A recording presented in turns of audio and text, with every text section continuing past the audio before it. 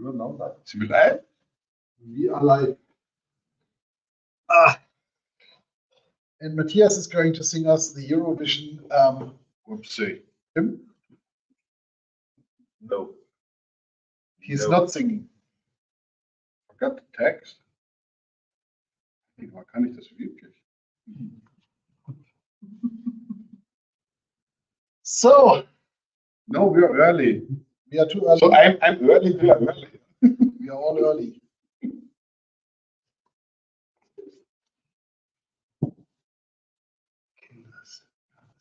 Thomas Forstner beim Song Contest 1804 oder so.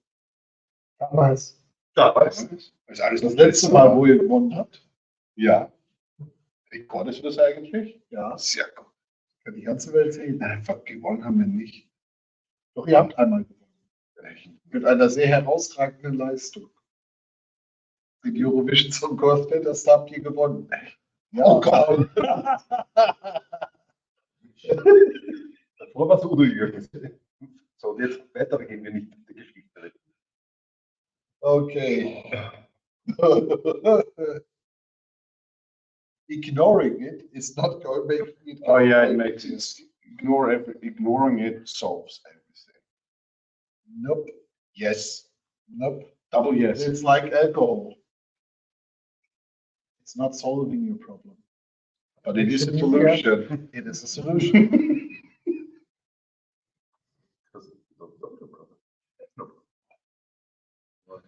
Okay. No, it's not hard. It's not halb. Should I take this as an outtake in front? It's already there. Ah, You record anyway. the only problem is who's going to read out the question if any question comes in. Oh, that's done by Owen. What? Matthias, you have new glasses. So And we're live. We're live. So Owen in the background reads all the questions from the chat. Welcome, guys. This is Matthias Division live from Fuerteventura, I think. We have episode 19 from the VCdRoundTable, and besides Matthias and myself, we have Yeah, Sascha Schwung, CEO and Cloud Architect at Comdivision. And Tobias Paschek, Cloud Architect at Comdivision. and we agreed on that we only introduce us by names in the future, but Yeah, nevertheless, whatever. they will I learn for don't the next get it. episode. So as you can see today, we're not sitting individually in front of our computers. So it's really us, right? So just to prove it. So today's topic is all about NSX project, right? So we start introducing what are NSX projects and what's the idea behind the new feature. In version 4.1, No, originally it has been introduced in 3.2, to be honest, but it was only available through the API. Into the UI, we are talking about 4. Whatever. And today we are talking about the latest version, so 4.1.2.01. that's a long number. But perfect, we take that number. So what's the idea behind NSX project? Because as far as understood, we currently have a centralized network administration platform, NSX for SDN, but we just have a few centralized networking administrators, and that's it. So no multi-tenancy. So what's the idea behind NSX project? As you mentioned right now, to have multi-tenancy in your SDN. So because at the moment we're always talking about having NSX on cluster number A or cluster number T, saying, okay, maybe we have federation to spread across data centers and so on, but there is not really a solution to provide different NSX capabilities to different organizations, different departments, depends from what point of view you are looking, to your tenants. So to say, hey, okay, tenant number A should consume the tier 0 gateway on cluster number 1. Tenant number B should consume the tier 0 gateway on cluster B, and also only that their environment should be encapsulated into single cluster environment. The moment we can only, or before we had multi-tenancy in NSX or the NSX projects, it was only doable with having fully separated NSX environments. Would make sense with VCF for workload domain. Yes, but with just a single cluster, or maybe just one centralized management for multiple clusters, it's one NSX. And also in the VCF part, we know, okay, maybe we say, okay, we have a pair tenant workload design, but we know we have at the moment, as we are talking today with VCF version 5.1, we're talking about behavior that we can have up to 14 workload domains in a shared single sign-on, or we can have up to 24, 27, whatever, in a dedicated SSO environment. Yeah, 27 maybe is fitting, but yeah, if I need more, there is still the option available to say, hey, I will deploy multiple clusters per workload domain. And with NSX Projects, to say, okay, inside my workload domain, I have cluster number 1 to project number 1. I have cluster number 2 to project number 2, which always relates to a tenant. So Sasha, you're talking a ton with CSPs all around the globe, right? So we're currently seeing a shift from a more shared infrastructure, which is installed and maintained manually, towards a VCF managed infrastructure. Yeah. So CSPs have the options to say, I have a centralized management domain, I deploy multiple workload domains for dedicated customers, or they decide sharing a workload domain amongst multiple customers, but one cluster each. So is there an option to improve NSX usability? Yes, I think there will be some options, but to be fair, from my perspective, we have some limitations currently when we're going with, that's more on the NSXT side when we're talking about projects. And for that, I think we need to figure out on each service provider, does it really fit to work with projects? Or if we are currently fine with the shared environments, to go with one NSX environment, provider managed, and have the dedicated environments for the customers who really need it.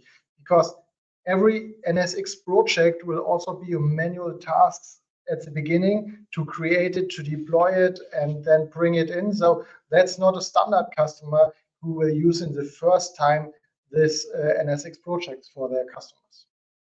But still, it's like getting a tenant, providing the ability to manage their infrastructure, NSX or SDN infrastructure. Yeah. So, I mean, when you look at all of this, there are multiple use cases for these scenarios. One is the shared infrastructure, as Sasha just mentioned, but it's also about sharing permissions and roles, like what Toby said before.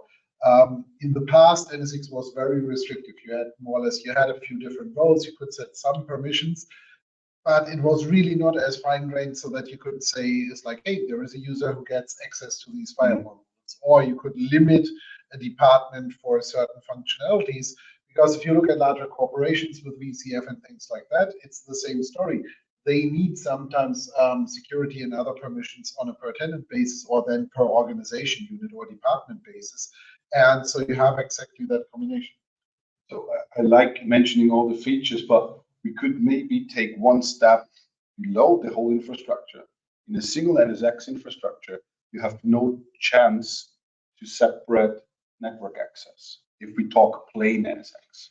So you have a few transport zones, you create a segment, and if you are allowed to create a segment or attach a gateway to a segment or something else, you can access all segments from all tenants. And I think even that's the lowest possible. Yeah, absolutely.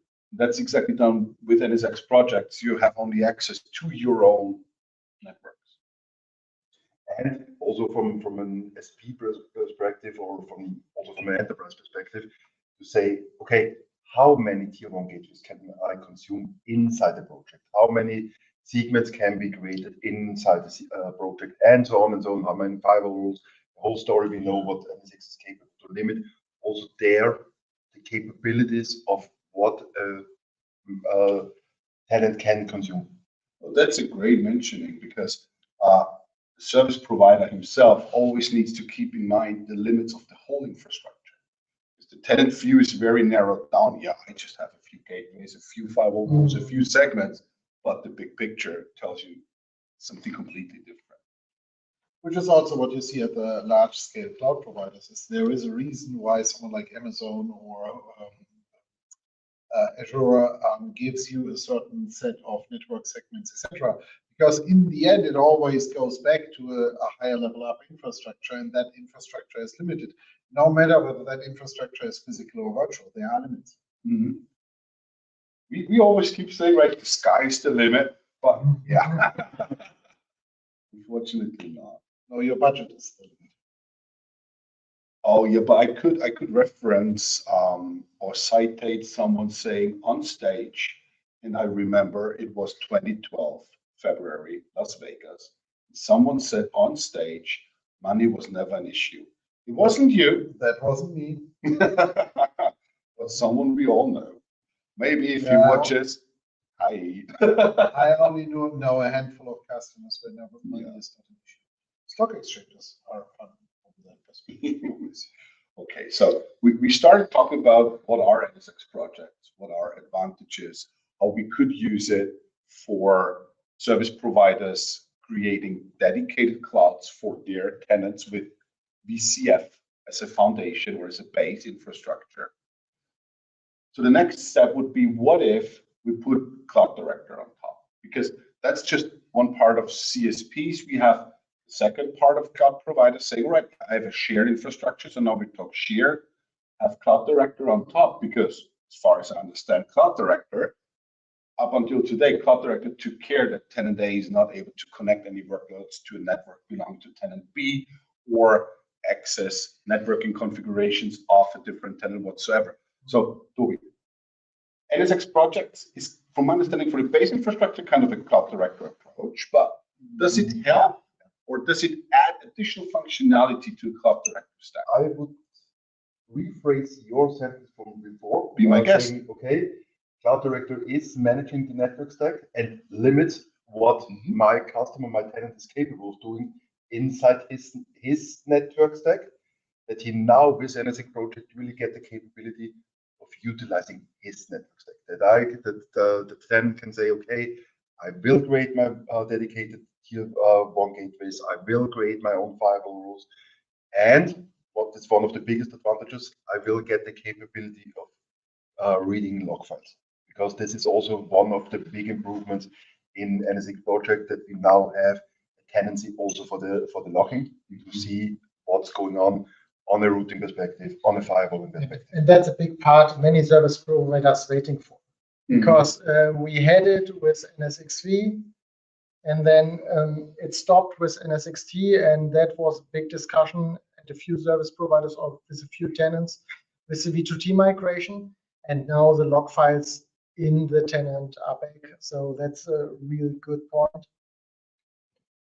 To be honest, from next to the advantages that I can limit stricter down than I can only do for today inside VCD, it is there. So you just need to enable it in NSX and bring it to your VCD environment, because VCD with the release of 10.5.1 is fully capable of utilizing NSX projects. But we all know what sounds great at the beginning maybe has some pitfalls. So but what I understood right now is with projects, we can add even more features to hand over into tenant self-service. Yeah. That's another great advantage. Yeah, but as you already started the discussion, so with a lot of power comes great responsibility. We have a few features which are not working.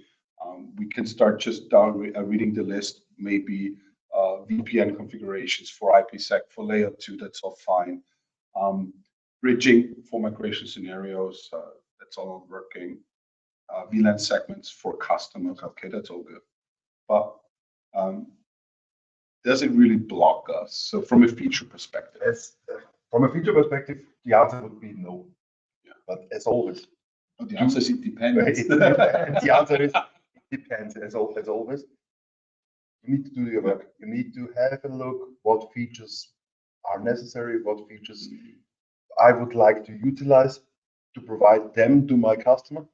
Because if I clearly can say, okay, I'm already in the VMware Cloud game, or so in the SD-WAN game, I don't need any kind of layer 2, layer 3 VPN, okay, we have a solution. We can go with NSX project, as you mentioned before, because layer 3 VPN is not working inside a single project at the moment. If I say, hey, okay, I don't care about Kubernetes, and I don't think that we will find any kind of there's a tier. I don't think that we will find any kind of service providers not talking about tons of not talking about Kubernetes at the end. We need to wait until project still is do its evaluation. Said okay, now we have the support for Kubernetes, we have the support for NSX ALB and so on. Yeah, I think it's the problem with the Kubernetes support, or do we have the problem with the load balancer? We have the problem with the load balancer at the moment, and to be honest, not really with the load balancer. We have the problem between feature interoperability between NSX ALB with the project side. I assume how it will just take some time and it will show up. So ALB is we consider maybe one of the bigger features currently not working with projects. And to be honest, also there, Sasha and I was discussing this before. We cannot really give you a 100% sure answer, but also from our perspective, the not available support for the VCP, for the workload component protection, not protection.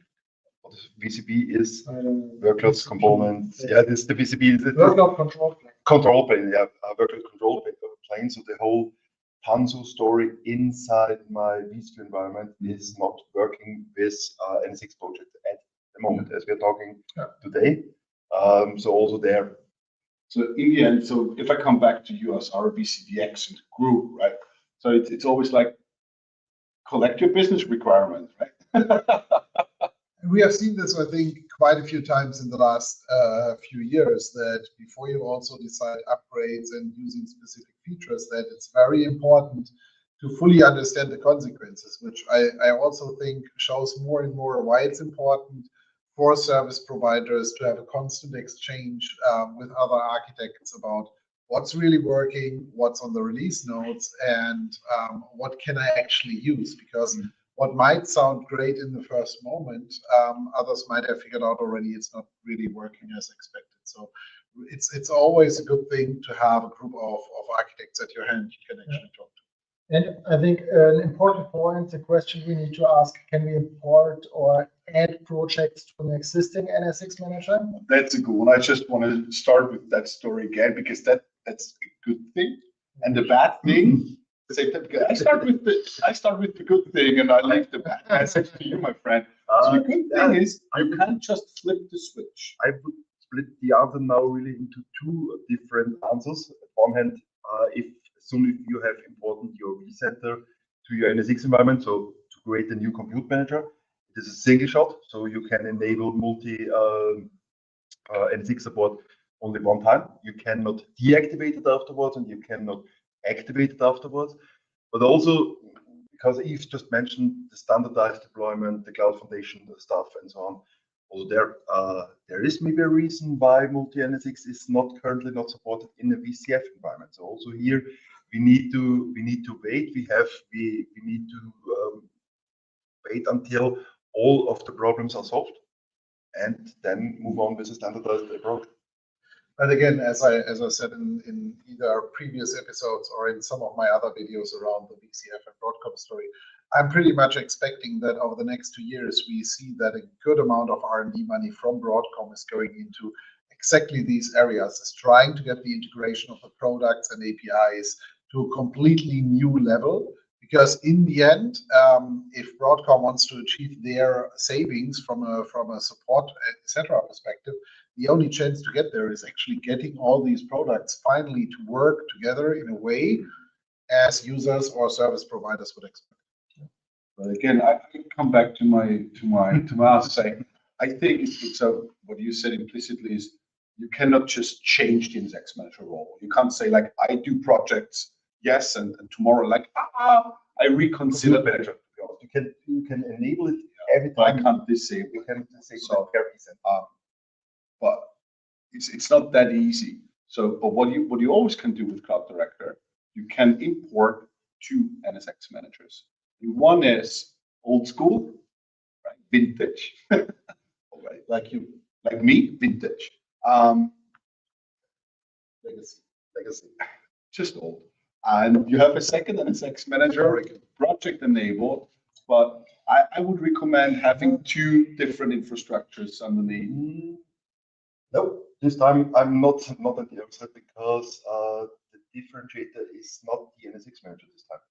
Differentiator is really just the compute manager. So yeah, I can go saying, okay, vCenter A is the old one, the legacy one, no project enabled. Vintage one, no project enabled. 6 to 7. 6 to 7. Let's stay on 7. And the new vCenter, this is my vCenter where I would like to go with project enabled, so you can really separate it on a vCenter level. And if you want to enable projects for an existing customer, I would say it's more a migration scenario in Cloud Director to move the customer from A to B. But again, create a design up front and collect the business requirements. If NSX Projects is a fit for this customer, yes or no. Which brings us to an end, I would say. Which brings us to an end because the palm tree, the palm tree, That one. the palm tree, why is the video mirror? Offset palm tree. So the palm tree is real because our initial plan was to stream from the rooftop pool bar, but the whole week is really windy from the weather perspective. And that's why we're sitting inside. And we blame Owen. Who is also, by the way, the person who writes all the wonderful transcripts below our vcdRoundTable later. Good. With that being said, I think that's it for episode 19, vcdRoundTable NSX Projects. And the next episode is actually going to be vcdRoundTable episode 20. And in episode 20, we are going to talk a bit about our expectations for changes in the Broadcom Cloud Provider Program, what this can mean for service providers, especially also if you are still of the opinion that Tier 2 might be your best option for you, because there might be some surprises coming your way. We will keep you posted when we record that and make that public. Up until then, have a great day. Thanks. See you. Take care.